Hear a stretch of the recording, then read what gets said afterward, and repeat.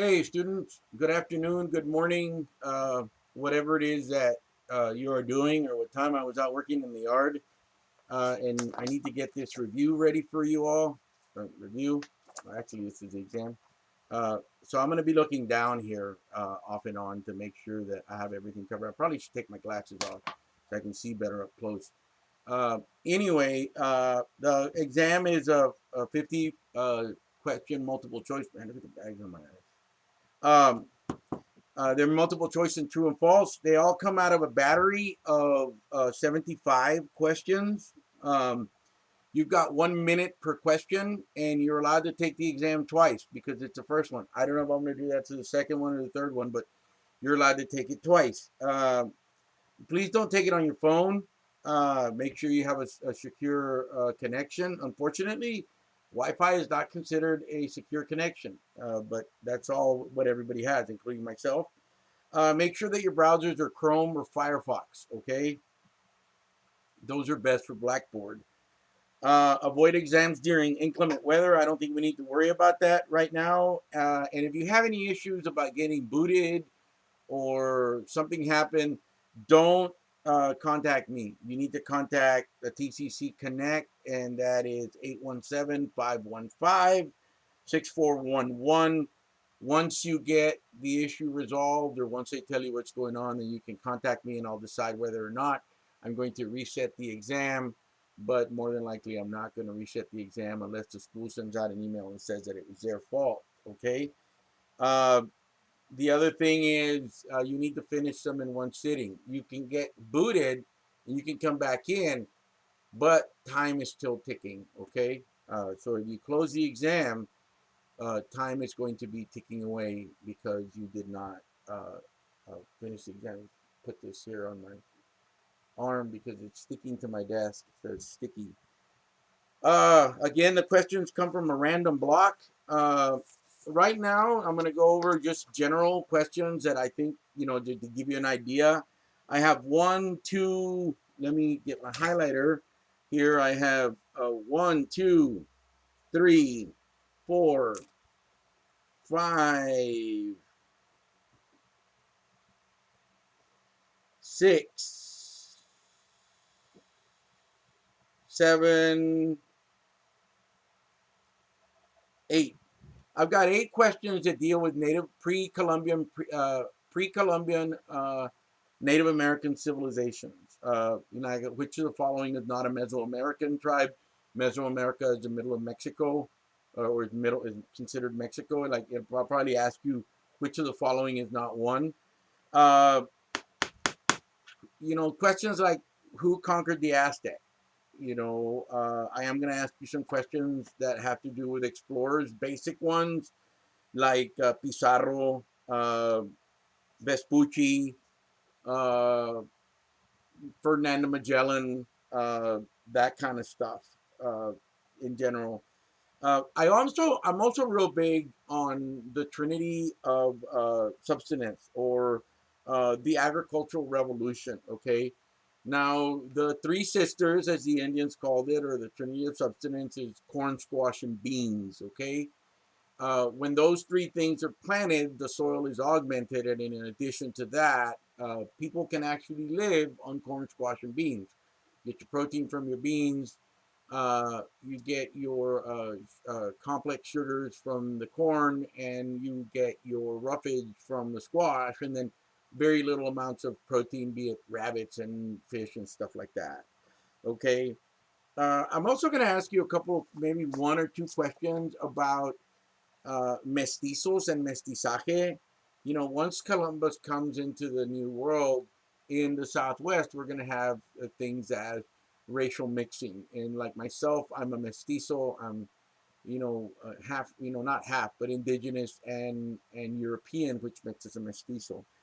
I don't know how that question made it on there, but since it's something that is kind of somewhat of a rarity, I go ahead and talk about that. Remember that we did not have a Great Plains society until after the introduction of the horse. So tribes like the Cherokee and the Kiowa do not become major tribes in the United States or in the Americas until after the introduction of the horse.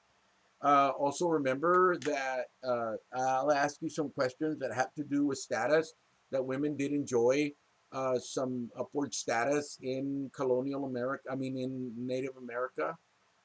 So that is important, okay? The other thing I wanted to talk about is uh, the Columbian Exchange. The Columbian Exchange will be on your exam, as will triangular trade. Now, those are two different things. Okay, the Columbian Exchange is the exchange of goods between Europe and the New World and the Old World. Okay, the things that went from one to the other and the other to the other. And triangular trade is a trade network that came up to be after contact. So you have pre-contact and post-contact. Okay, now the Columbian Exchange is contact. Okay, it's right at contact it happens. Then out of that comes triangular trade. The main items in triangular trade, of course, were slavery, rum, sugar, and then you're going to have, later on cotton. But the number one thing that is going to drive triangular trade at the beginning is slavery, because of the planting of sugar, and sugar is very labor intensive. Okay, but that's going to be uh, grown in the Caribbeans. Okay, the other thing I'm going to talk about, and you have to know this, is the colonies. Okay, the first sections of colonies, New England, middle colonies, and the southern colonies. Okay, uh, I want you to know who started settling them. And I want you to know, like, just the reason that Georgia was settled was not the reason that Maryland was settled.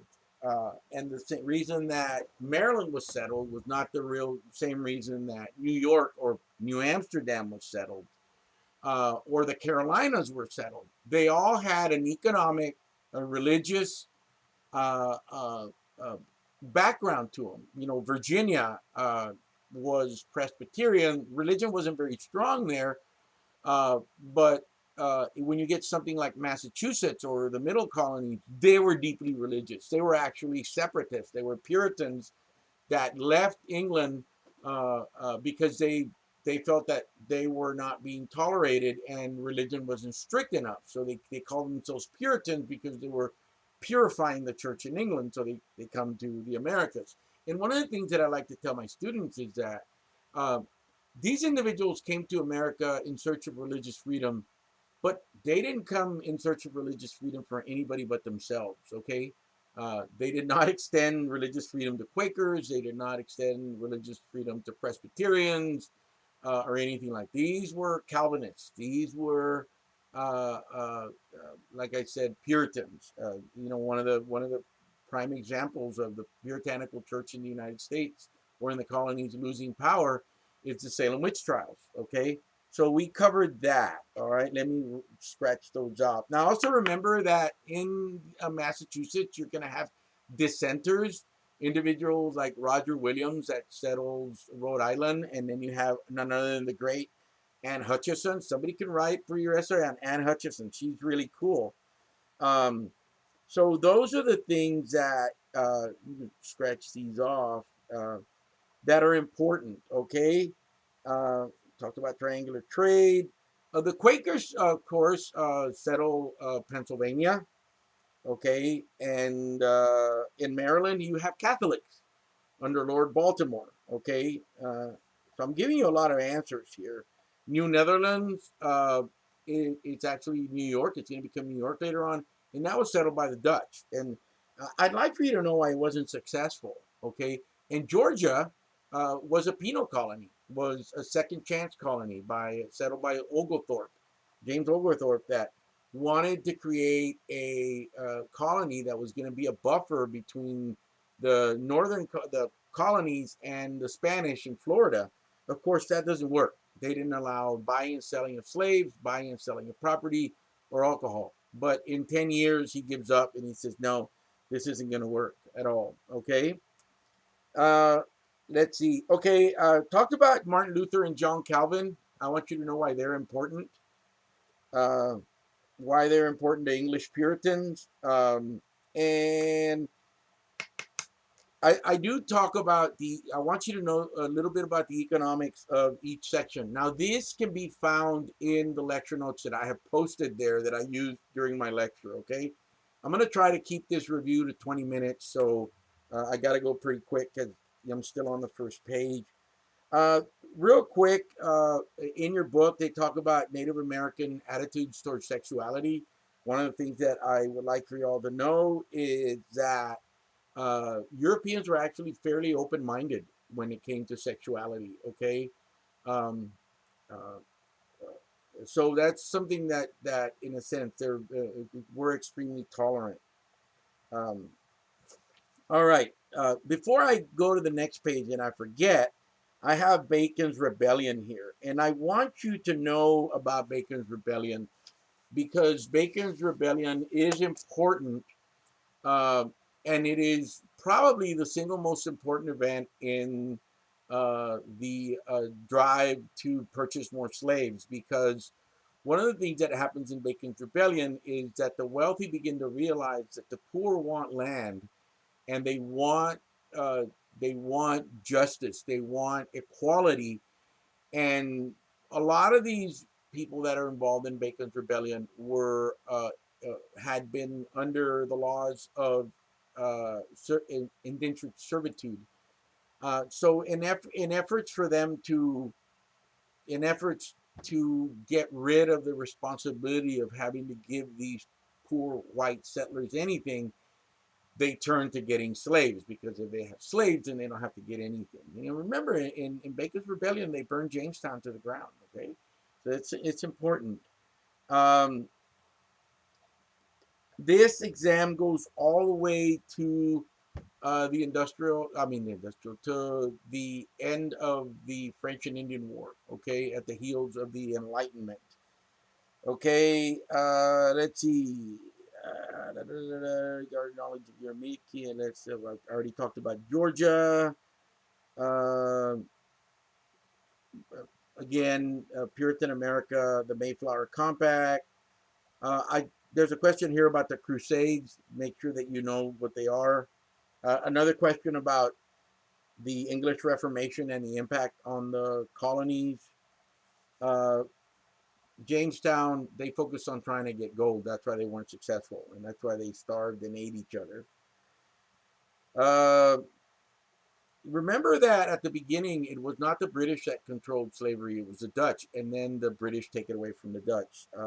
Another Massachusetts colony, another Massachusetts question about New York. One of the things that I want to do is that tell you that it was not the British or the Dutch that started slavery; it was the Portuguese that first practiced the uh, institution of slavery. Okay, another Puritan. Reconquista. That is right after the Reconquista in 1469. That's when we get uh, the Muslims expelled in 1492. The Reconquista begins in 1469 with the marriage of Ferdinand and Isabella, and the Reconquista is concluded in 1492 with the expulsion of the Jews from Spain and the discovering of the New World. Okay, then there's another one called Treaty of Tordesillas of 1494, and that is a treaty where the Pope divides the globe in half, where half goes to the Spanish and half goes to the Portuguese. The Portuguese get the better end of that deal. Okay. Why did Roanoke fail? Again, Virginia, another Virginia. Virginia was named after the Virgin Queen Elizabeth I. In my opinion, one of the most remarkable women to have ever lived. Um, Agricultural societies in Mexico, that goes with the Three Sisters. Virginia, okay, when they realized that they couldn't find gold and they're going to focus on what? Tobacco. You want to plant more tobacco, then you need to get more slaves, okay? Trivial question, which was the first American college? First economic boom in Jamestown, I just told you. Uh, First permanent settlement in the New World. You have to look that one up. I'm not going to give it to you. First permanent Spanish settlement in the New World. Yeah. First English and first Spanish settlements in it. I'm giving you all too many answers here. Okay, we're doing pretty good. I think I'm already on the last page. There really isn't. I don't see these to be a lot of like really difficult questions, but um, I have a question here talking about the striking demographics that accompanied the Columbian Exchange. That would probably be the death of Native Americans due to disease. Um, the origins of Native American societies. Okay, I believe in the Bering Strait. What was the principal institution used by the Spanish to incorporate natives into colonialism? You're gonna have to look that one up. I think there's a repeat question here with it has to do with Roanoke. 1492 pops up again. Thomas Hooker pops up, and that guy settles Connecticut, and his followers were not hookers. Okay, Three Sisters. What is chattel slavery? That's one that you need to know. Because chattel slavery was only practiced in the United States. Chattel. Chattel. Uh, Anne Hutchison, again, Anne Hutchison is really cool. I want you to read about her. Uh, she spoke out against the male clergy, believed in direct communication with God. Uh,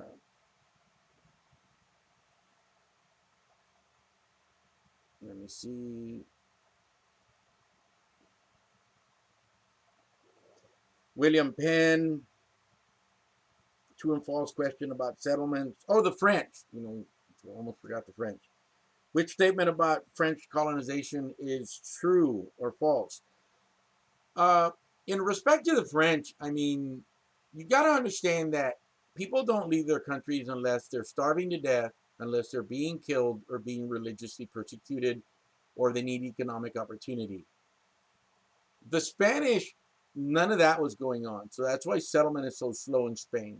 None of that was going in France either. So when they come over here and they come to Louisiana, they say, what the hell are we doing in Louisiana? We could be in France eating wine and cheese and chilling out.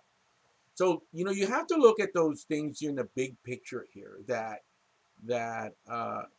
people don't ever leave their country just because they want to. Okay, so there's a couple of questions on French exploration, Spanish exploration. I'd like to a lot of stuff on the Puritans, and the reason that I put a lot of stuff on the Puritans is because the United States is still very puritanical. We're still governed by puritanical guilt. The simple fact that, oh my God, I slept till noon today. I could have been out working. That's puritanical guilt. Instead of the Indians were saying, well, no, we're not going to out of work today. We're just going to chill. Um, so I don't know what else to tell you. I don't want you to freak out if you don't like a question or if you think that I put it wrong on the key or something. Uh, I want you to take it seriously both times. I don't want you just to take it and say, oh, well, he's letting me take it twice. So the first time I'm just going to, and then the second time I'm going to take it right. No, I want you to be serious about this. Um, so I may not let you take it twice the second time. All right. Um, I really appreciate everybody's patience. And again, um, I want you all to be kind to each other. If you have any questions, let me know. For those of you that missed the review, uh, not the review, the meeting, don't worry about it. We're going to have one again next Wednesday, and I'll have one in the morning, and then I will have another one in the afternoon. And I am going to try to use Blackboard Collaborate. From what I understand, it is easier to use because I can't figure out how to get the one from Zoom uploaded onto the class, but it doesn't matter anymore because it's already time to take the exam. You have until Sunday to take the exam. I may push it to Monday. I'm not sure. But you need to watch this review and get to work. And if you have not gotten to work, then you have a lot of work to do this weekend. Okay? Be kind to each other. Wear your face mask and wash your hands. Take care.